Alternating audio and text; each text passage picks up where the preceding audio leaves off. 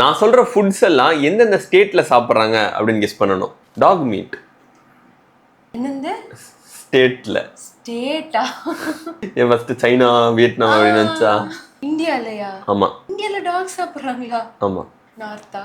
North east. West east. Assam இல்ல, நாகாலாந்துல நிறைய வைட் ஸ்ப்ரெட்டா இல்ல, சில ட்ரைபல் ஹோம்ஸ்ல எல்லாம் வந்து அது சாப்பிடுறது ட்ரெடிஷனா இருக்காமா. ஒருத்தவங்க ஒரு ட்ரெடிஷன் ஃபுட் ஹேபிட்ஸ் ஃபாலோ பண்றாங்க, அதெல்லாம் நம்ம ஒன்றும் சொல்ல முடியாது. கரெக்ட் தான். நம்ம ஈஸியா இது சாப்பிடலாம் சாப்பிடக்கூடாதுன்னு சொல்லலாம். ஆனா அங்க இருக்கவங்களுக்கு தான் அவங்களோட என்வாயன்மெண்ட் எப்படி இருந்துச்சு அதை பேஸ் பண்ணி தான் அந்த டயட்டரி நீட்ஸ் எல்லாமே வந்திருக்கும். இவங்க சாப்பிட்றதெல்லாம் நம்ம போய் ஈஸியா இதெல்லாம் சாப்பிடுங்க சாப்பிடக்கூடாதுன்னு சொல்லக்கூடாது. சில்க்வாம் பட்டுப்புழு தானே? நார்த்தா? நார்த் ஈஸ்ட்ல. அதுவும் நார்த் ஈஸ்டா? அசாம்.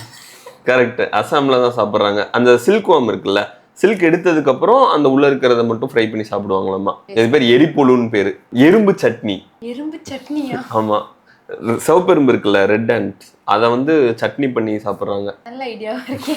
கண்ணுக்கு நல்லதுன்னு சொல்லுவாங்க. ஆமா, தெரியாம எறும்பு சாப்பிட்டா கண்ணுக்கு நல்லதுமாங்களா? பரவாயில்ல கண்ணுக்கு நல்லது அப்படின்றாங்க. ஒரு ஐடியாவே இல்ல.